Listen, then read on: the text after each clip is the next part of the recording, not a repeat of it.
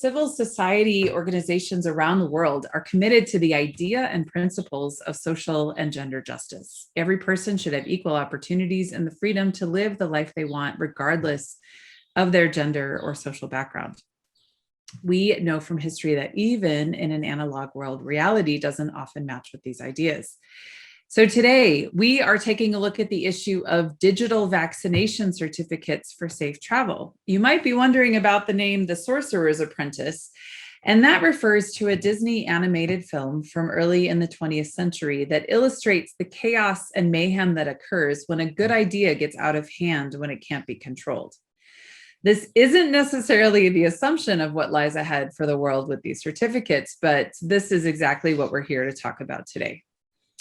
So now I'm pleased to introduce our four panelists. They all approach this topic with quite different perspectives, so we're really looking forward to what they're going to share with us today. We're going to take a few moments now to hear from each of them. So Dakota Gruener is coming to us from San Francisco. So Dakota, would you unmute yourself? And you have 5 minutes in which you can introduce your perspective on this topic. Perfect. Thank you, Barb and Carl and the entire team at the ICS Center. Thank you so much for having me here today. I'm Dakota Gruener. I'm the Executive Director of ID 2020, and in recent months have been leading the Good Health Pass Collaborative. Very briefly, ID 2020 is a global public-private partnership focused on digital identity, and specifically on digital ID that is user-managed, privacy protecting, and portable. We bring together governments, the private sector, and civil society to set standards and to build trust with the aim of maximizing the potential and mitigating the risks of digital ID. So you can imagine that that is exactly the ethos with which we have engaged in this conversation around what we think of as sort of health passes. And sort of respectfully, I think that given where we're at today, really the emphasis of the discussion should be on how health passes should be implemented to mitigate known risks and maximize the potential benefits, rather than a debate about whether they should exist. The reality is, that health passes are already in use. EU digital COVID passes went into effect today for European residents, and they're already in wide use in Israel, New York State, a whole host of different places. And so I don't think it's super productive for us to debate whether they should exist. Hand-wringing won't really reverse what's already happening, but I think there is an incredibly important debate to be had about how we do prevent, something that there is optimism around from getting out of hand. And there are lots of very reasonable criticisms of the concept that should make us skeptical and should make us cautious. And that's why, I think I frame everything around what safeguards need to be put in place in order to ensure that these programs protect civil liberties rather than exposing individuals to greater harm. GHPC, which I mentioned, the Good Health Pass Collaborative earlier, brings together over 125 companies and organizations, including civil society, to set principles and standards for health passes that we think are good. Health passes that are privacy protecting, put individuals in control over their own data, and are widely recognized and trusted. And broadly speaking, I think there are two buckets of concerns. There are technical concerns relating to privacy and security of sensitive data, and there are non-technical concerns relating to inclusion, equity, and the range of acceptable use cases. Without wanting to sound flippant, the technical questions are easier. I'm not trying to dismiss them, but there's been tremendous work done within the Good Health Pass Collaborative and by others to outline a technical approach that we believe would ensure individual data remains where it should, in the hands of the individual. That gives individuals control over their own data. It puts them in the center of the data exchange. And just as with a paper-based certificate used for proof of vaccination already, that would allow individuals to be issued a verifiable credential and have the ability to elect whether to take it out of their wallet, whether that's a digital wallet or actually a physical wallet, and to share it or not. And that would mean that data couldn't be shared directly from one institution to another. We've also done significant work on this idea of selective disclosure, which we believe improves upon the privacy offered by the current yellow card. Right now, when you're asked to present your vaccination card, you have no choice but to share the whole thing, including data that might be extraneous or sensitive. And it's written in plain text, so it's easily read if it's lost or if it's stolen. But with selective disclosure built into the design of health passes, individuals could choose to share just one piece of information or simply share that they've met the entry criteria set by a country, an airline, or a venue. So on a technical basis, there is a lot that has been done and can be done in order to ensure that there are privacy protections built into the technology. The non-technical questions are much harder. And these are questions around inclusivity and around policy. And I think, just two very quick points on each of those. First, from an equity and inclusion perspective, we think it's absolutely vital that health passes work for both proof of vaccination and proof of testing or proof of recovery. If it is focused on just proof of vaccination, there are exclusions that inherent in that are indeed really problematic. And so work needs to be done in parallel in order to say, how do we expand access to testing, expand access to vaccination? But I do think this is a critically important piece of allaying some of the concerns about equity. The other thing is work on paper-based credentials. And I realize it sounds funny to talk about paper-based digital credentials, but we've done significant work on how to build those additional privacy protections that I described into paper-based credentials so that they would be better than the current yellow card. So with that, this is not to say that these concerns aren't real, but just that, as we move forward, I think there's a lot of work to be done in saying, how do we make this, how do we prevent this from becoming, the Sorcerer's Apprentice? I'll stop there and looking forward to the discussion. Thank you so much, Dakota. Wonderful. Okay, next we have Baba Aya, who is coming to us from near Geneva. And would you unmute and take about 5 minutes to introduce yourself and tell us your perspective on this? Thank you very much, Barb, and everybody here. My name is Baba Aya. I'm the policy officer responsible for the health and social services sector with Public Services International, PSI. PSI is a global trade union federation that brings together 30 million workers in 155 countries cutting across all regions of the world. We represent these workers on the United Nations and other multilateral platforms, including the World Health Organization, the OECD, the ILO, and so on and so forth. Now, to the issue of discourse. First, let me say, I must congratulate the Center for the brilliant reference to the Sorcerer's, to Walt Disney's take on the Sorcerer's Apprentice.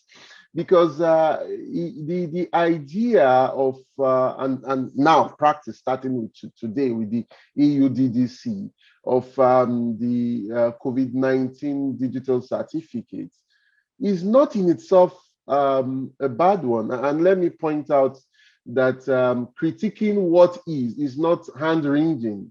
There are a lot of things that are wrong. I mean, we might as well say climate change is there. Why are we hand-wringing? No, critique is the basis for challenging and fighting, for a better world, both in general and with regards to specific issues, like in this case, on the certificate.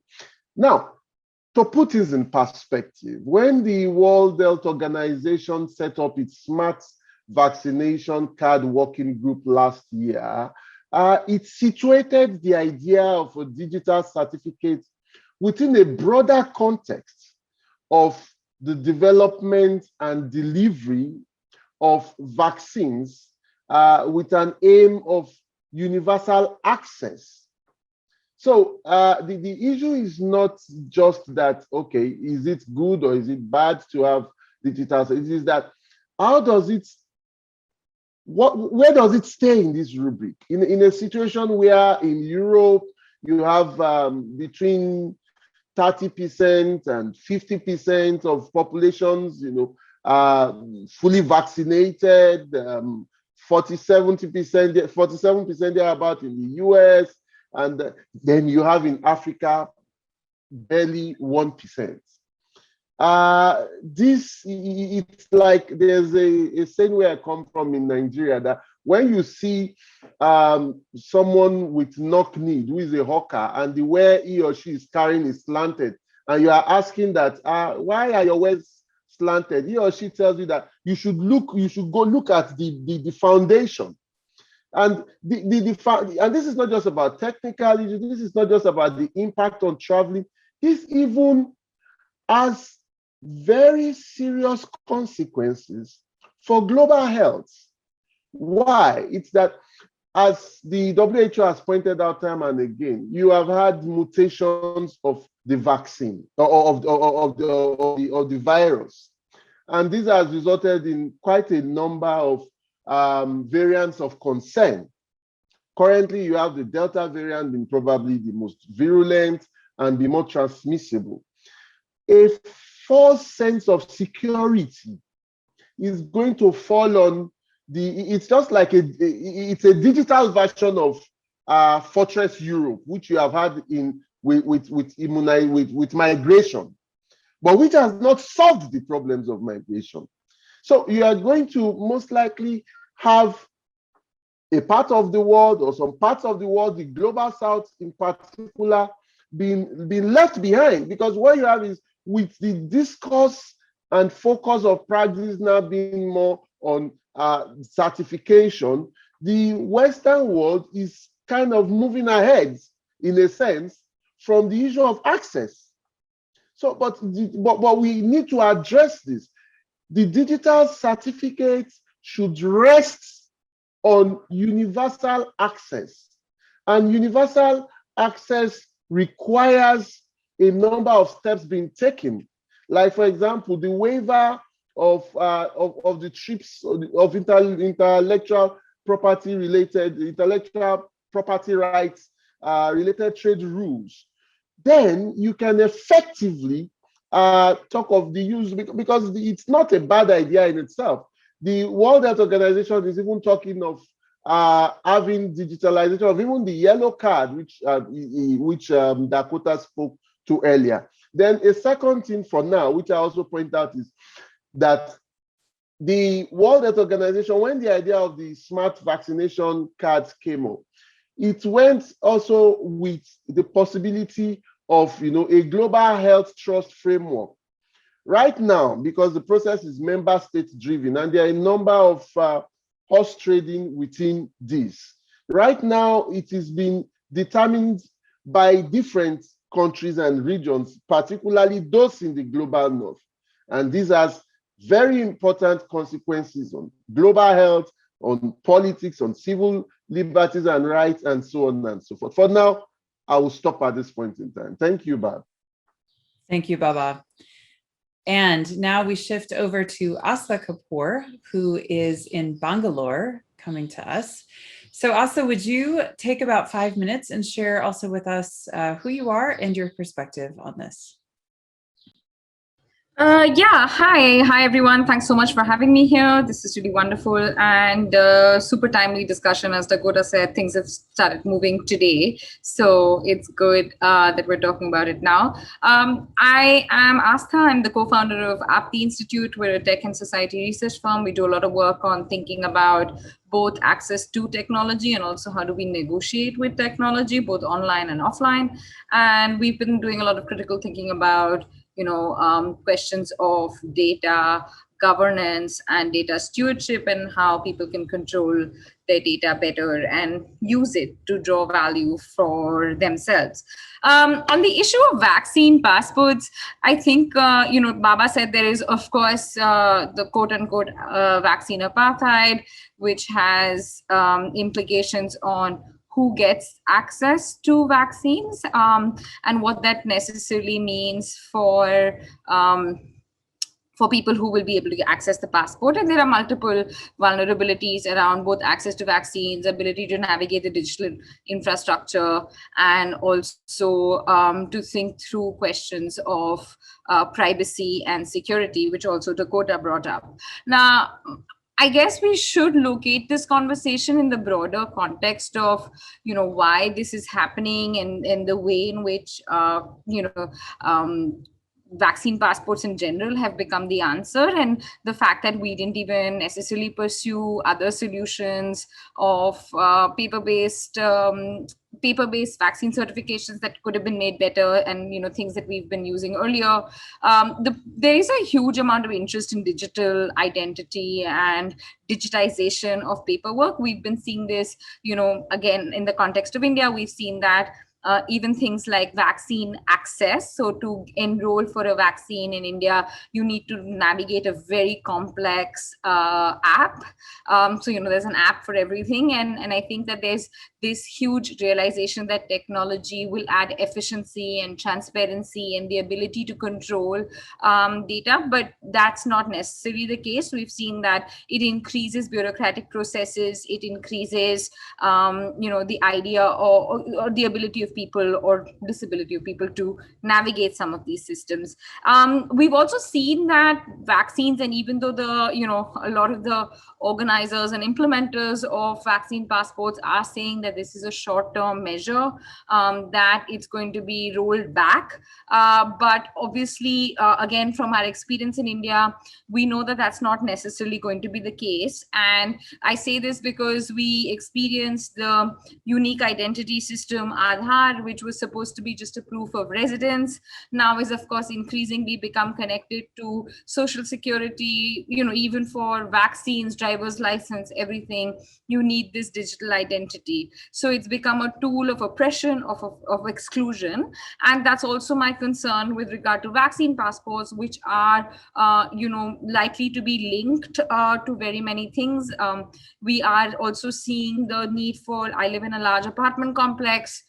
We've had requests for our vaccination status to be linked to different apps, etc. And obviously, once the vaccine passports get implemented more globally, that's going to become the currency. And I read this interesting concept of will serve as digital bouncers. So will serve to provide or stop entry and access to services even beyond travel, because it's very hard to rein in the scope of this of the digital vaccine passport once the sort of bullet leaves the gun. And also, to that extent, I think that there is merit in of course, what Dakota was saying is to make it better, but I also think that there's merit in rethinking.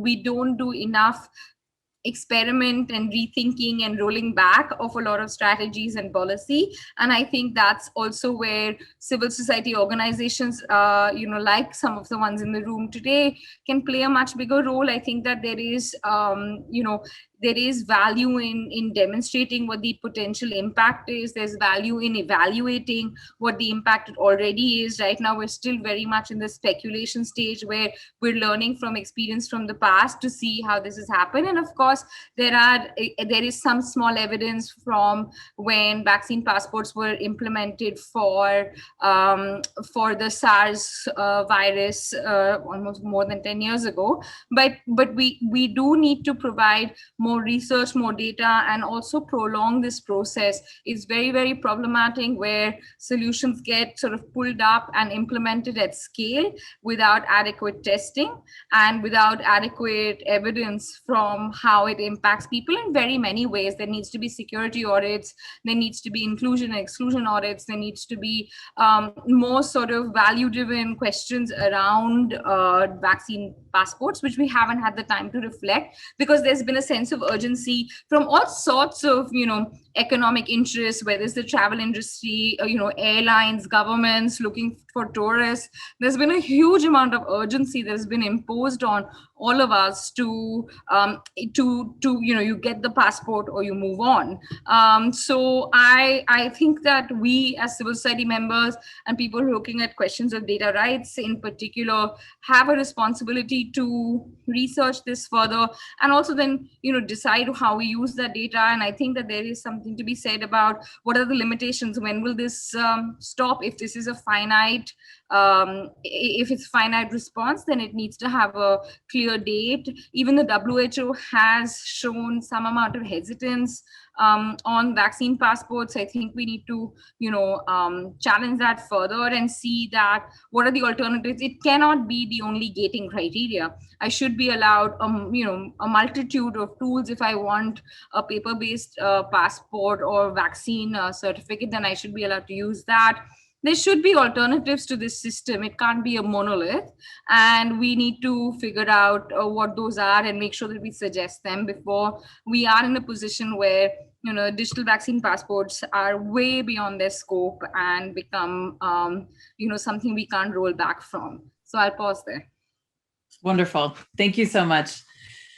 All right. And our fourth panelist, we normally have 3, but we're really happy that we have 4 different perspectives this time. So Rémi Tell is near Paris. And so he is going to introduce himself and share a little bit about his perspective. Rémi. Thank you, everybody. I'm really happy to join this worldwide conversation. I'm the founder of a group that is called Peuple, Libre, in English, Free People, that was created in France 3 months ago to protect civil rights in the context of COVID. In France, we had the quarantine for a very long period. All businesses were stopped. You couldn't worship normally, you couldn't study normally. So that was made in that context. And the problem of the vaccine passport came very soon in our fight.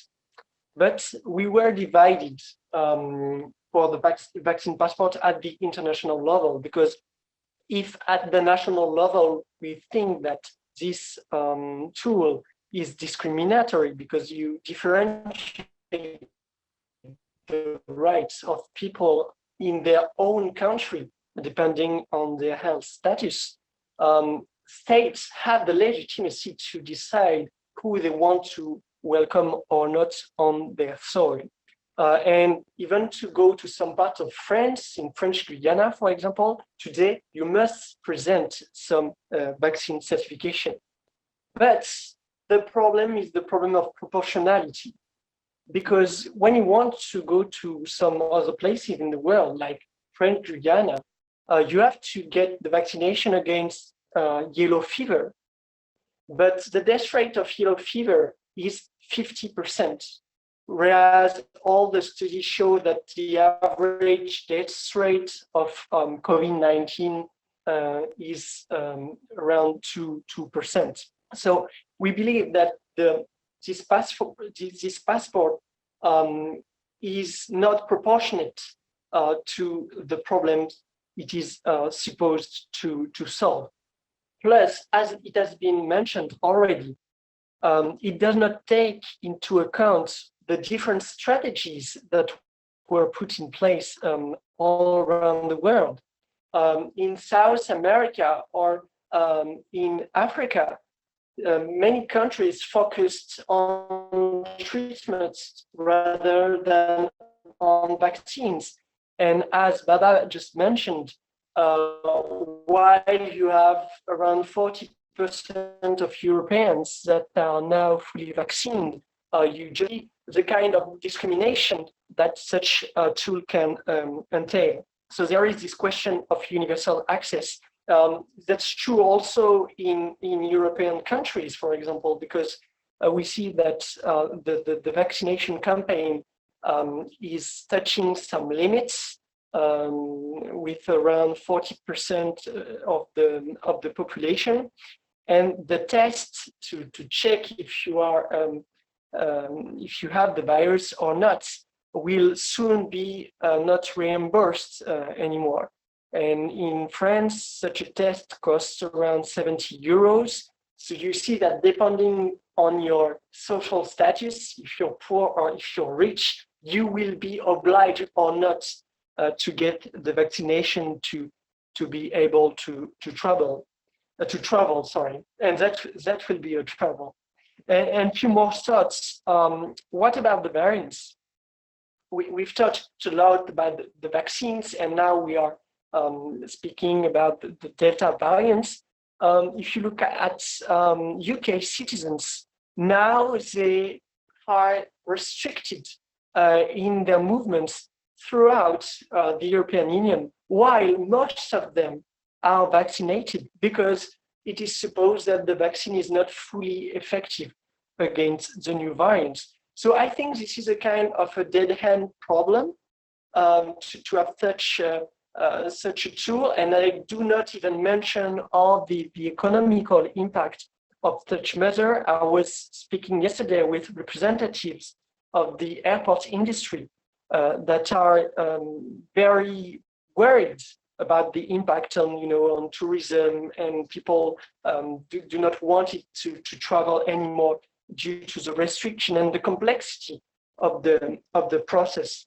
So I think we have to consider the broader perspective, see that COVID-19 is a problem for humanity, but COVID-19 is not the yellow fever, and we have to put in place some proportionate measures. And last but not least, I really relate with what Astha just said about the possible escalation, of the process. I'm afraid that such a passport would just be the first step toward complete control of citizens through digital mechanism. So that's what I wanted to say, and I'm glad that we can exchange our views. Yes, absolutely. Thank you for that. Right now, what we're going to do is take a few moments for the panelists who've been listening to each other, and they've heard from each other before as well, to take some time to pose questions to each other. Considering that several are coming from quite different points of view, there's quite a bit of overlap, but there's also differences. So Dakota, I'd love to come back to you first and give you the chance. You're welcome to say if this is a question for everyone, or if it's a question for one person or two in particular, and you'll all have this opportunity. I'll come around to each of you, but Dakota, let's start with you. Do you have a question for one or more of the other panelists? So a question for Astha. I think you raised many concerns about Aadhaar that, actually I share and that ID 2020 shares. And I'm curious if you could kind of bring greater specificity to some of the sort of the key issues that you think it raises and the sort of lessons that we should be drawing from that here. In part, your point around the risk of exclusion of a monolithic system is something that I really, appreciate and understand, right? If there's only one way to be able to prove who you are, and there is essentially a limitation on, and a single organization able to dictate whether you have that ability, whether that's accessible, then it's quite easy for that to prove exclusionary. What I wonder about is in a world where there's actually maybe a multiplicity of different forms of digital identity, digital credentials, including potentially a health pass, is that actually a way that we can shift away from having a single monolithic system that, with the risks of exclusion that it could pose? Yeah, I mean, Aadhaar very well, so all the concerns around it. But I think, in my experience, exclusion, like I said, happens on multiple ways. So of course, either you don't have Aadhaar, and then you do have Aadhaar, but you're not able to authenticate because your information is incorrect, or the authentication infrastructure, which is the digital infrastructure is not very robust. So there's exclusion at that end. Then there's obviously concerns around data security and if you're able to keep that data safe. It's a centralized database. We are concerned about leaks, which have happened as well. So that's the other bit of it. The third is, linking of Aadhaar to multiple services. So, making it the central ID for, like I said, whether you need a driver's license or a passport or even to register your marriage, it's all linked to your Aadhaar. I actually don't have one and rely on the at the behest of my partner, both at AAPTI as well as my husband, to use their Aadhaar for things that I need as a collective, and for filing taxes, etc. So it's just become this behemoth that one can't necessarily work around unless you are super privileged and are able to navigate this digital system. And those are my concerns also with regard to the health pass. And yeah, I think having choice in terms of whether you want certain kinds of digital identity, and there should be a broader acceptance of even non-digital identities, like the passport, for instance, which has a biometric biometric information in the form of a photograph and other data encoded in it. And I think that could be something that might work better, as opposed to a digital identity that then can, like I said, have a huge amount of scope creep. And I just also, since I have the floor, to Dakota as well, just to understand, like you said, we need to minimize a lot of the concerns that are coming up with regard to the health pass and digital identity. And I was just wondering, what are some of the best practices that you've come across as well?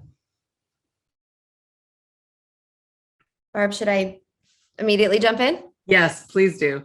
Perfect. So a few things, and so in terms of best practices for protecting digital identities, digital credentials. I mean, the first is and you touched upon this in your sort of reflections about Aadhaar, is a decentralized architecture.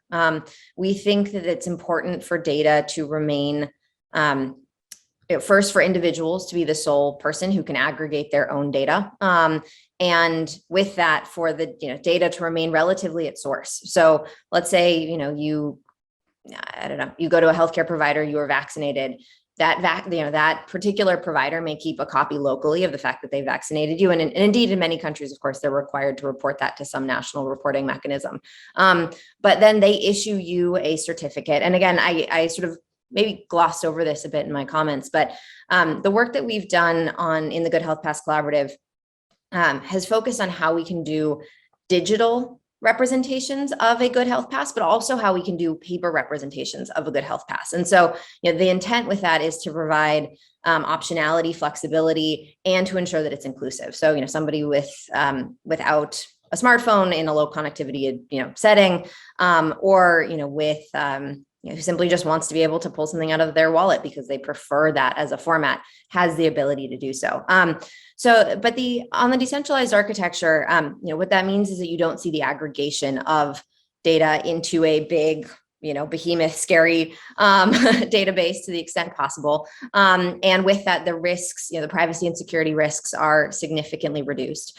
And I think, Baba, you touched upon the digital trust architecture, and the sort of the question of a trust framework that WHO was wrestling with. This is, to me, I think, as important as the technology itself, right? How do you ensure that there is a trust and governance framework that specifies the roles and responsibilities of all of the organizations participating in that digital trust ecosystem? And, among friends here, I think one of the things that's been quite difficult and what we've seen in the sort of work on health passes broadly is that this question of a sort of a trust framework has been punted to some extent. WHO in recent weeks has announced that they are not going to do anything relating to sort of a trust framework. They're focusing on the minimum data set, which means that we don't quite know how a pass issued in Europe is going to be recognized when somebody tries to travel to Nigeria, and likewise, if somebody's at the moment, we don't have a mechanism for trust across borders. The ICAO and others are proposing using the passport public key infrastructure, the PKD that's been used for passports. And frankly, one of the challenges we see with that is that at the moment, only member states have the ability to verify that a passport is indeed a government issued passport. Here, there's a range of potential issuers and a range of potential verifiers. If you think about the importance of this being inclusive of both testing and vaccination, certainly here in the US, the testing landscape is incredibly decentralized. We don't want to encourage the aggregation of testing data with the only issuer being the US government. And the US government has said that that's not something that they're willing to do. And so we have this sort of disconnect between a very hierarchical, only state-led model of kind of a public key infrastructure, and the necessity, I think, of having a much more decentralized approach when it comes to how these could be issued or verified. One final comment on this. I think the key piece that I think a lot of people need to wrestle with, and we've asked policymakers to engage with this topic, and I have yet to see the level of engagement that I think we all would like, is on the range of permissible use cases. And this is really, I think, Astha, to your point around how do you ensure that this doesn't become requisite to enter the grocery store or to get into your own apartment building. Policymakers, I think, have a responsibility to say, perhaps this is okay for the purposes of traveling across international borders, for getting on a plane, but we are not going to, allow it to be requested at a grocery store or at an apartment building. Absent those limitations, it's going to be very easy for different types of organizations to say, well, I'd kind of like to be able to provide some confidence to people coming into my business or my apartment building or whatever, not, that they have been tested or they've been vaccinated. And hence we will ask for it if it's there. Thanks, Dakota. Let's go back to Baba and ask if you have a question for another of the panelists or for all three of the other panelists. Well, my take would be the question of how do we safeguard keeping the personal information which this data carry public, and it's in a twofold manner. I'm happy Dakota spoke to the Global Health Trust framework. And it's not just that the WHO says it won't be taking this up now, because it was actually implicit in the idea of the formulation of a smart vaccination certificate in the first place. But considering, when you also look at the broader picture of how it's COVAX, the wealthier countries have not been cooperative enough in the spirit of the World Health Assembly, the 73rd World Health Assembly last year, for vaccines that are universally accessible, universal access, and timeliness.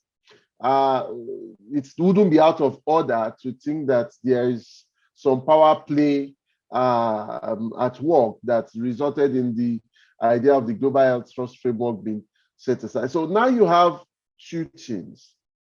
You have the power dynamics of wealthier countries, and you have corporations, private corporations, being central to developing these certificates.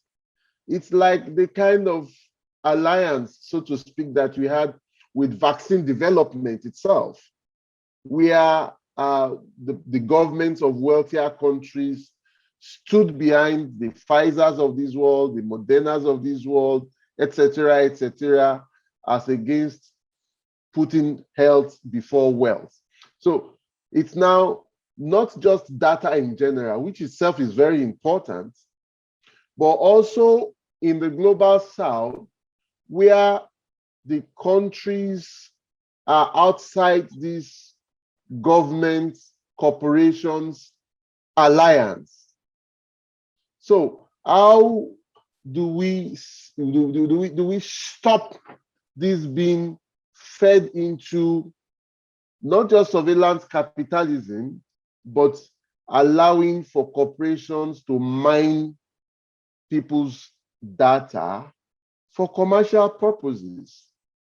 Irrespective of letter, we have seen NHS data just last year, Google, Apple, they've all been. How do we ensure this? Because it's not just about now. What is happening with the digital COVID-19 certificates, especially as the WHO DG has pointed out that we are probably entering a period of pandemics, is that we might be entering a new normal. How do we safeguard public rights, the human rights of people to their data, and ensuring that these are kept public as part of public health systems? That's a big question. And it's a very good one. Do you have someone specifically you'd like to direct it toward, or whomever would like to try to tackle that one? I think everyone should speak to this. I think it's an important issue within. Yeah, I throw it open to all the. Okay. Well then, Rémi, let's go to you first, and then we'll come back to the others too. Thank you, Baba. Thank you, and thank you, Bala, because the question that I asked also kind of related to the question I wanted to ask. Two things. The first one about the digital trust ecosystem. I share the idea that it must be implemented. The question is now how. Just one example. In France, we have health pass at a national level, and we were said that no external server would have access to the information people have on their phone regarding their health status. But it was proved by some hackers that many external servers, including in the United States, had access to such information. So I think that raises the question, what political infrastructure we put in place to ensure that once such tools exist, we control how they function, because the everyday citizen cannot just even understand how it works. There is such a complexity in this field. And another question I wanted to ask to everybody is, aren't you afraid of the small steps strategy? Because yes, of course, today we do not use the health pass for grocery stores, but we've crossed the line, and the philosophy would be the same. Once we consider normal to ask people whether they are vaccinated to travel or not, we could consider normal also to make grocery store safe, and some grocery stores could, sell to their clients that when they come to their shop, they do not have the risk to be contaminated with any virus. And so I think once we've crossed the line, this is very difficult to go back in the other direction. So I'd be glad to know what the other panelists think of this risk. Thank you. All right, now we've got two questions going on, but they're certainly connected. The question of data and how that's shared and not, and then how it's used. So Astha, will come to you, and then Dakota will come back to you on this. On both of them, you're welcome to address. Yeah, I just wanted to agree with Rémi on the idea that I don't see a rollback. I think that this is a slippery slope, and as we get into it, it's likely to become the Sorcerer's Apprentice, and sort of blow up on our faces. And also the idea of trust, I think that we have talked about this a little bit, but providing multiple options, making sure that there's clear ideas around data minimization. So Dakota mentioned that it does give us a choice to show certain details and not show certain details. I'm not sure how that's going to be possible, but I think that needs some red flags as to what data is collected, what data is shared, how it's used.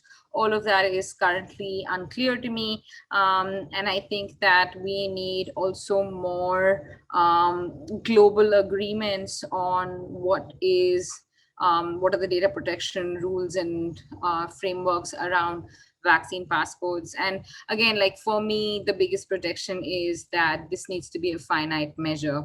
There needs to be some kind of an agreement where it's that, on December 31st, 2021, or whenever we decide that COVID is no longer a concern, vaccine passports need to go off. They can't become, and I'll again, like an example from India, right? Like we are enrolling into what is called the COVID app for our vaccine appointments. And now what's also happening simultaneously, and not with the consent of everybody involved, is that you're also suddenly getting signed up for a health data ID, which the government has decided to roll out, simultaneously, but we don't really have a say in. So you enroll for the COVID app. Somewhere in that system, there's an awkwardly worded consent form that you just agree to, and then what you end up with is a new digital identity that you didn't really want. So there are these ways in which passport or vaccine passports, and we're not just thinking about Europe where people are, protected by GDPR. We are looking at, a global population which doesn't have the requisite data protection frameworks behind it. And I think that's also something that we need to consider, that we cannot pull the solutions and frameworks that were built in Europe to other parts of the world. So no answers, just a lot of questions and a huge amount of concern for what's happening. Thank you, Astha. That's actually becoming quite clear. Dakota, let's come to you. Sure. So maybe to Rémi's point first around how do you ensure that this doesn't become, sort of a slippery slope, and how do you, put safeguards in place to discourage or to, fully limit the ability of the grocery store or whatever. And philosophically, sort of how do you ensure that this doesn't just kind of continue to slide? As you guys can tell, I'm sort of very much a believer in sort of proactive guardrails of saying, this technology is going to continue to move forward. And absent kind of engaging with the technology now, we're going to wake up and see that it has pervaded, it's going to pervade life in many ways that we didn't anticipate. And so, the way I've always thought about this is how do you bring civil society and the technologists and the governments around a common table, and say, we're going to collectively, design technology and collectively design the guardrails around technology, so that from the outset, there is a real sensitivity to, I think, where these things could go wrong, and what must be done to kind of limit their misuse. That's actually funny. Maybe this is to Baba's point earlier, but another thing that I think is sort of critical in how we think about these technologies is, that there are real risks of misuse associated with any of these technologies, whether that's health passes, whether that's digital ID, whether that's, things further afield like AI, right? And we should be really specific about what those risks of misuse are, and essentially be able to say, how are we going to try and mitigate collectively every one of them? I'm a big, I do believe, kind of to Astha's last point around, differential policy landscapes and differential protections for privacy in different countries. I think market-based interventions are going to be really critical. How do we shape the technology that's being brought to market and being adopted using market-based tools so that, we can be, even across international borders, there is means to say we're going to have sort of technology limit, purpose limitation and whatnot around the technology. I think the other thing that we have to kind of keep in our mind is that there is risk to not using these technologies. And, here I'm thinking, you think about the context of health passes, the economic impacts of, what, I guess the question is sort of, what is the alternative, right? If we don't have health passes of some form, is the alternative one of, we continue to have international borders closed? The implications of that for trade, for, the international, for the economy, really, really significant. the travel and tourism sector represents, I think, 10% of global GDP, and they're down 80 or 90% in the last year. There are real jobs on the line. There are real implications of that. And so with that, I think we just need to be really cognizant of sort of how do we balance those risks of misuse and the risks of misuse, lack of use.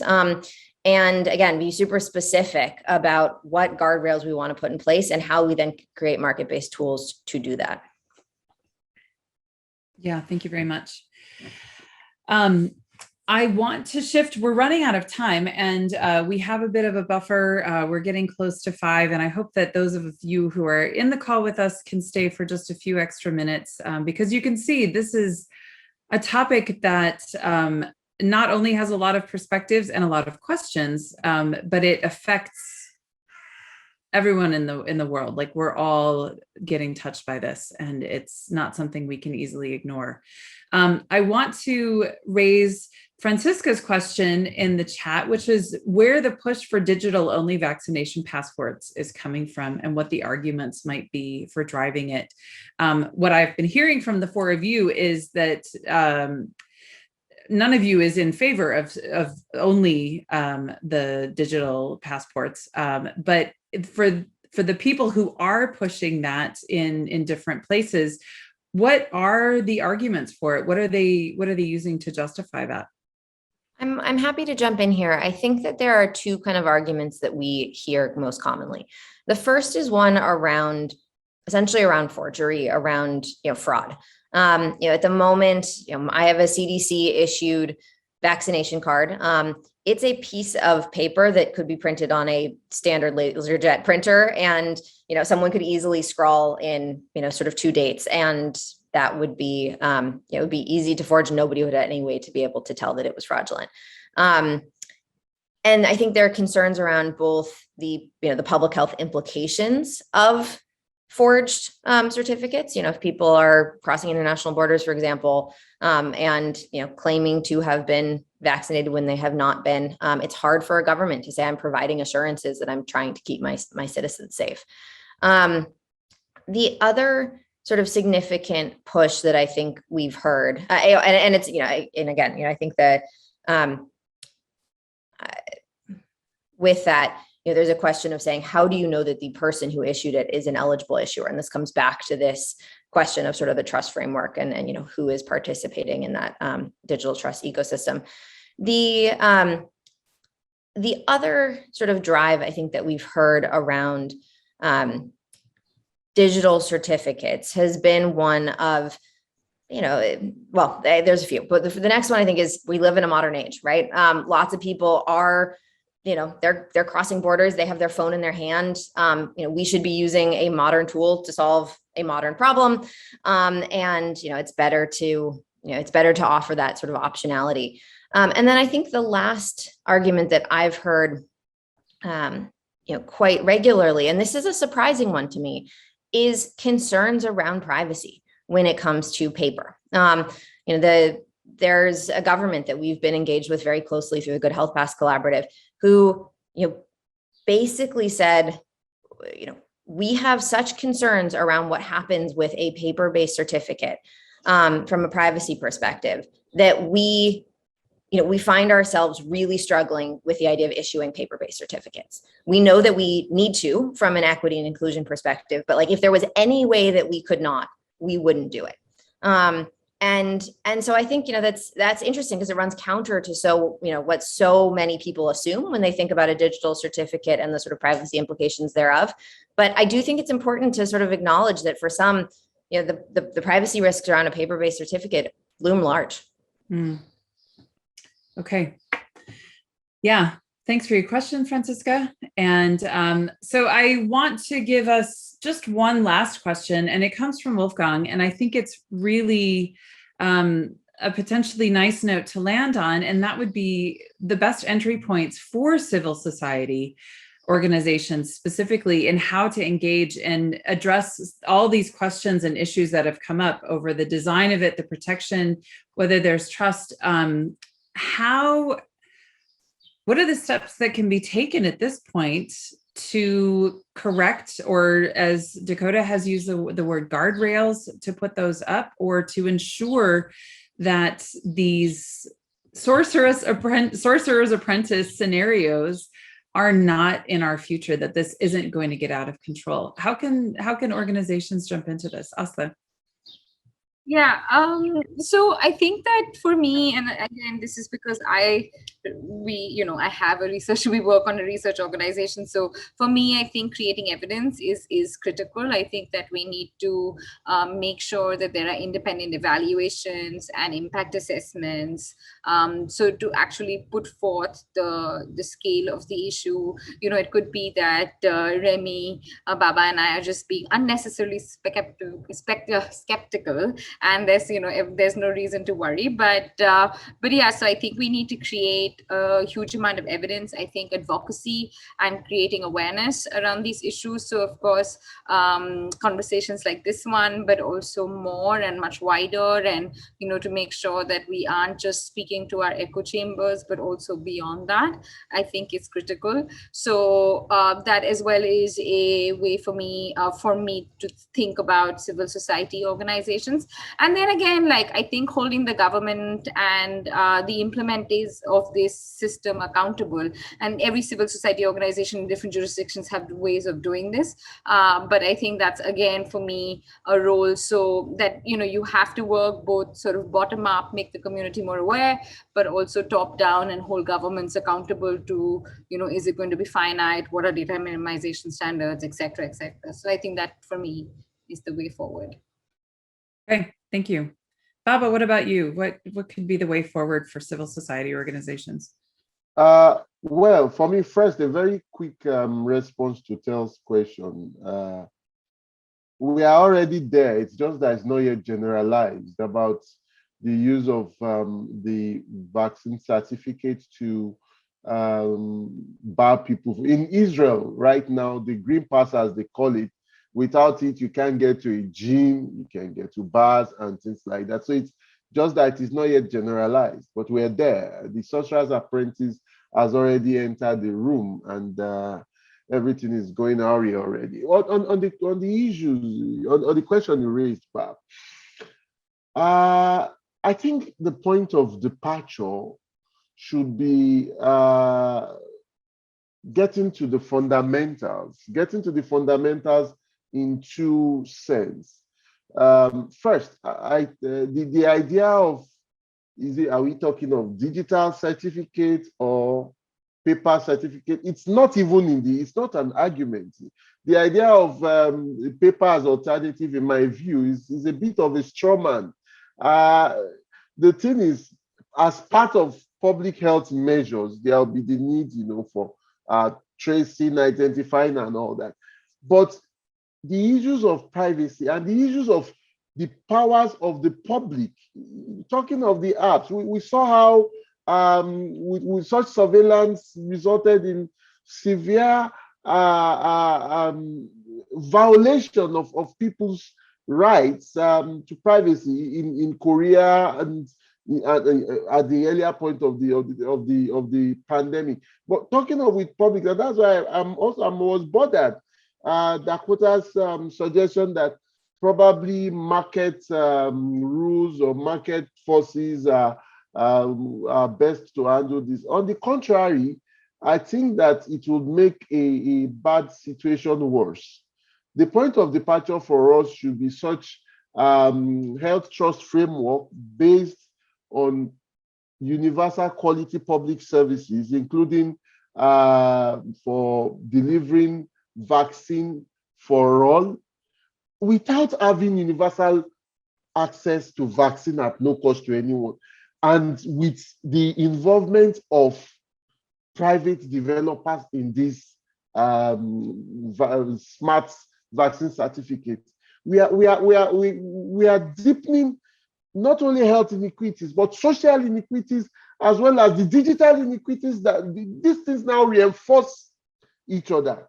So to answer your question more directly, what should be point of departure of civil society organizations? Civil society organizations have to address this issue by putting it within the perspective of curbing the powers of the market. Because even the idea, part of what I'm saying is it's not just COVID-19, what we are seeing, and I reiterate it, we are seeing what could be a lasting system within public health. So if we don't address it at the roots, to borrow from Arundhati Roy, the pandemic is a portal. But the way things are going, we were quite optimistic at the beginning of the pandemic. But right now, you see the corporations feeling comfortable in calling the shots. You see wealthier countries feeling. So all these issues with regards to even the vaccine certificate, the issue of making vaccine available to all, which was the position of the World Health Assembly, but which in practice, in verbally, people still commit to it, is not so. All these are intertwined. So we should the civil society should demand things like the CHIPS waiver, ensure everybody has access to vaccine, 1. 2, that the vaccine certificates, the data should be strictly held by public authorities and not corporations, and 3, defend people's civil and political rights with regards to the use of digital vaccination certificates. Thank you. Thank you, Baba. Rémi, tell us how, from your perspective, civil society organizations can be part of this. Like Astha had put the matter of awareness first, and that's why the conversation we've just had is very important. But we have to acknowledge that this is not that easy to have such debates in the Western world today, because once you raise some questions about a tool like the health pass, you are often, accused of being irresponsible. You are said that there is no other option, blah, blah, blah.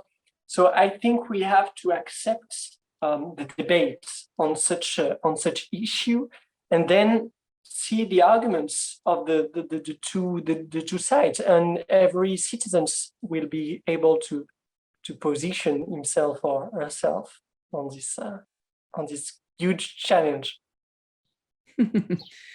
Huge challenge indeed. For fairness, Dakota, I'd love to come back to you on this question too about civil society organizations and their involvement, and this will be the last word on this. Sure. I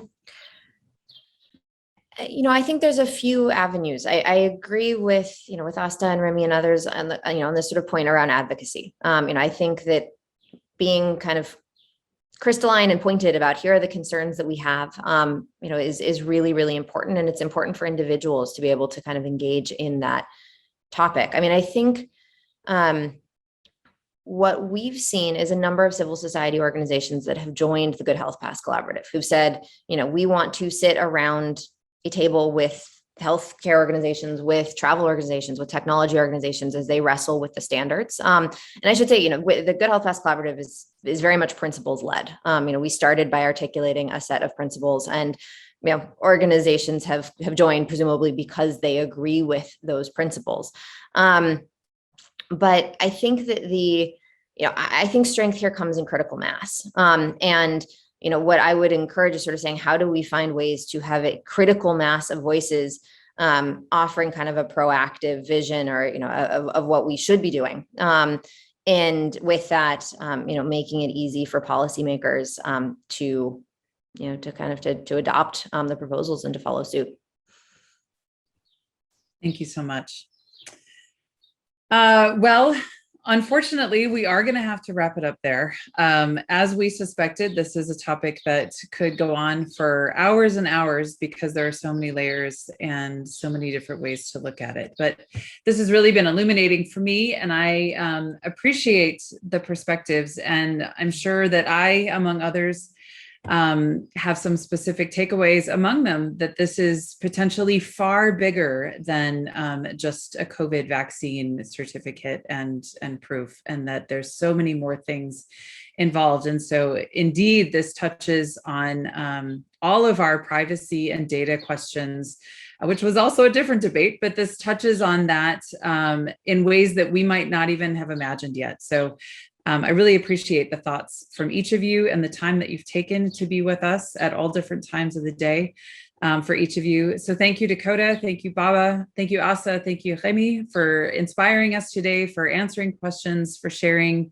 about this issue as you see it. And thanks to all of you who joined from around the world. We appreciate your questions and just your presence here with us. Again, the session recording will be archived on the digital debate section of the center's website, and we'll circulate the link within the next couple days. Feel free to share it with your colleagues, friends, loved ones, anyone who you think might be interested. The next event in this series will be on the 2nd of September on the topic of where to draw ethical red lines in the use of digital by CSOs.